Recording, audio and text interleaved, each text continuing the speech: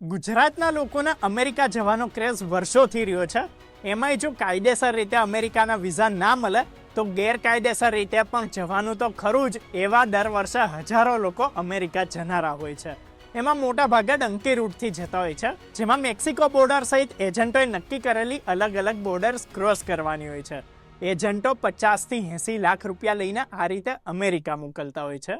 તો હવે વગર કોઈ મંજૂરીએ ગેરકાયદેસર રીતે અમેરિકાની બોર્ડરમાં ઘૂસતી વખતે ઘણીવાર લોકો પકડાઈ જતા હોય છે, અથવા તો સામે ચાલીને પકડાઈ જવાનું કામ કરતા હોય છે.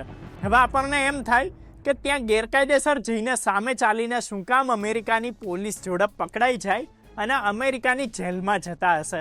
તો અહીંથી મોકલતા એજન્ટો જ એવું શીખવાડતા હોય છે કે સામેથી જ અમેરિકા પોલીસ જોડે પકડાઈ જવાનું, એટલે પછી કેસ ચાલે અને એમાં જે સ્ક્રિપ્ટેડ જવાબો હોય એ આપીને કોર્ટની મંજૂરી મેળવીને કાયદેસરની નાગરિકતા મેળવી લેવાની.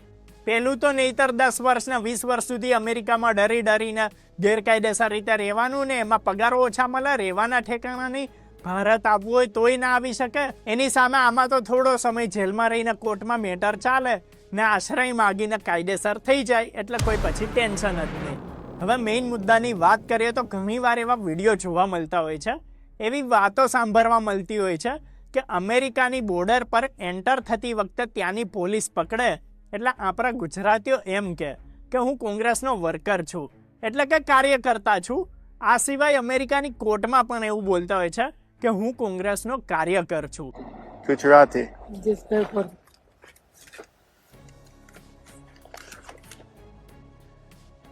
Chicago. That's where you're going? Chicago? What'd you do in India? Congress leader. Congress party's worker. Congress Party worker. Okay. તો આપણને એમ થાય કે ભાઈ અમેરિકાની બોર્ડર પર ઘૂસણખોરી કરતા પકડાવવું અને એ વ્યક્તિનું ભારતમાં કોંગ્રેસનું કાર્યકર હોવું, એ બે વાતોને શું લેવા દેવા હશે? તો લેવા દેવા જ છે. અને આવું બોલવાથી અમેરિકાની પોલીસ અને સરકાર એ વ્યક્તિને તાત્કાલિક ઇન્ડિયા ડિપોર્ટ કરવાનું કામ નહીં કરે ને અમેરિકન કોર્ટમાં કેસ ચાલ્યા પછી એમને યુએસએની સિટીઝનશીપ મળી જવાની શક્યતાઓ પણ રહે છે. એટલે જ અહીંયા ભાજપી અને કટ્ટર મોદી ભક્ત બનીને ફરનારા અને અહીંયા એના ગર્વ લેનારાએ અમેરિકામાં પકડાય એટલે પોતાને કોંગ્રેસના કાર્યકર કહેવા લાગતા હોય છે. તો એવું કેમ છે એ જોઈએ તો અહીંની મીડિયા વાતો અલગ કરે છે, લોકોને ભ્રમમાં રાખે છે. બાકી હકીકત જોઈએ તો દુનિયાભરમાં મોદી સરકારની અને ભાજપની અસલી ઇમેજ બધાને ખબર છે. ત્યાં પકડાતા લોકો ડિપોર્ટેશનથી બચવા અને નાગરિકતા મળી જાય એના માટે એમ કહેતા હોય છે કે અમે કોંગ્રેસના કાર્યકર છીએ, ભાજપ સરકાર અમને ત્રાસ આપી રહી છે, ભાજપ સરકારથી અમારા જીવના જોખમ છે, અમને બચાવી લો. આ વાત કહેવા પાછળનું મૂળ કારણ એ છે કે યુએસએમાં અસાઇલમ મળી શકે. એ મેળવવા માટે તમારે સાબિત કરવું પડે કે તમારા દેશમાં, તમારા રાજ્યમાં તમારા જીવને જોખમ છે અને રાજકીય કારણોસર તમને ટાર્ગેટ કરવામાં આવે છે, સતાવવામાં આવે છે. બોર્ડર ક્રોસ કરતી વખતે અધિકારીને ડિપોર્ટ કરવા જાય એ વખતે વ્યક્તિ પોતાના રાજકીય શરણાર્થી કે તો યુએસએના કાયદા અનુસાર એમની ફાઇલની તપાસ પૂરી ના થાય ત્યાં સુધી એમને ડિપોર્ટ ના કરી શકાય. તો આવા કેસોમાં ઘણીવાર અમેરિકાના ઇમિગ્રેશન લોયર પણ મદદ કરતા હોય છે. હવે આપણને એવું થાય કે ભાઈ કોઈ પણ વ્યક્તિ અમેરિકા જઈને આવી વાત કરી દે એટલે અમેરિકા એને સિટીઝનશીપ આપી દે, પણ ભાઈ એટલું ઇઝીલી એ આપી પણ નથી દેતી. એના માટે અમેરિકન ઇમિગ્રેશન કોર્ટમાં કેસ જાય તો ત્યાં પુરાવા આપવા પડે. એ હકીકતમાં કોંગ્રેસના કાર્યકર છે અને એમને ભાજપ સરકારે સતામણી કરી છે, એ પુરાવા ના મળે તો એમના અસાઇલમના ક્લેમને ડિનાય કરીને ડિપોર્ટ પણ કરી દેવામાં આવે.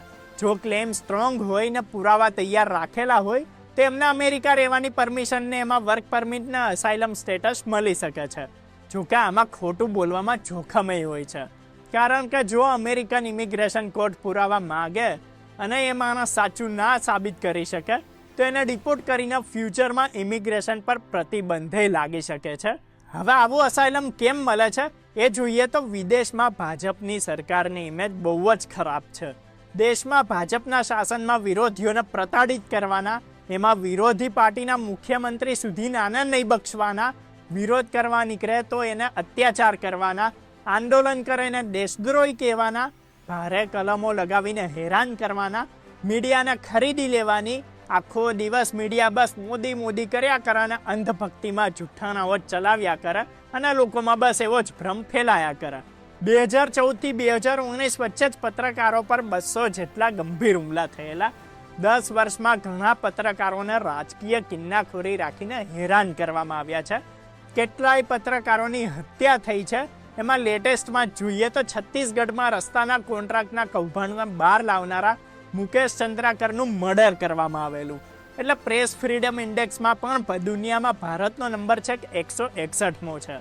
ભાજપની સરકારના ભ્રષ્ટાચાર કે કોઈ હકીકતના બહાર લાવે એવા પત્રકારોને હેરાન કરવાના, એમને નોકરીથી કઢાવી મૂકવાના, એમની પાછળ પડી જવાનું ને પર્સનલી ટોર્ચર કરવાના, એવી કેટલીય ઘટનાઓ જોવા મળતી હોય છે. તમારે ભારતમાં જે કંઈ પણ કરવું હોય એમાં ભાજપની ચમચાગીરી કરો છો તો સારા અને દેશપ્રેમી, અને જો તમે એમની સામે બોલો છો તો દેશદ્રોહી એવા પ્રચાર સરકારમાં રહેલા નેતાઓ જ કરે છે. રાજકીય વિરોધીઓને અહીંયા ખરાબ રીતે ટાર્ગેટ કરવામાં આવે છે. એવી હકીકતોને લીધે દુનિયાભરમાં ભારતની છબીને નુકસાન થાય છે. તો ભારતની વિદેશ નીતિ પણ સાવ ખાડે જ ગઈ છે. ભારતે જે બાંગ્લાદેશને જન્મ આપેલો એ હોય કે એક સમયે ભારતના ઇશારા ચાલતા માલદીવ્સ, નેપાળ જેવા દેશો જોડે પણ સંબંધ સારા નથી રહ્યા, તો ટ્રમ્પે કંઈક ને કંઈક ભારત વિરુદ્ધ લવારા કર્યા જ કરે છે. એમાં ને એમાં અહીંની કોમવાદ અને રાષ્ટ્રવાદના નામે દુકાન ચલાવીને તાનાશાહી ફેલાવતી સરકારને લીધે વિદેશમાં ભારતની છબીને નુકસાન થયું છે.